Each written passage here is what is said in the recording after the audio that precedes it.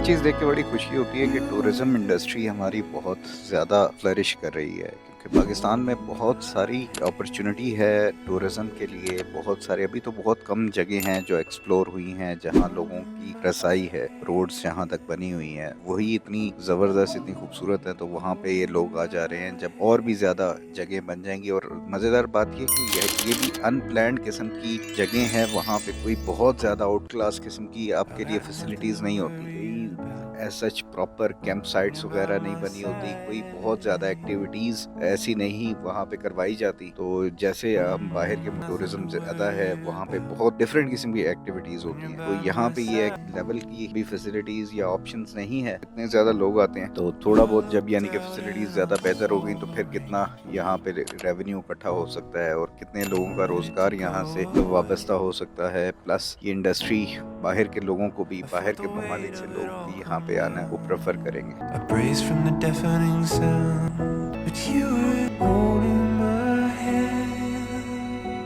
You were there. अब इस वक्त मैं गुजर रहा था बटाकुंडी से, और ये एक बहुत ही खूबसूरत सा छोटा सा शहर है जो सबसे पहले आता है नारान के बाद। और इसकी असल खूबसूरती रात के टाइम इसका जो बाजार है वहाँ पे नज़र आती है, जब दोनों साइडों पे होटल्स की बड़ी ज़बरदस्त किस्म की लाइटिंग होती है और बीच में आप चल रहे होते हो, रश नहीं होता उस वक्त, तो बहुत वो खूबसूरत लगता है। प्लस यहाँ पे करीब से ही रास्ता जाता है लालाजार के लिए, लालाजार मेडोज देखने लायक।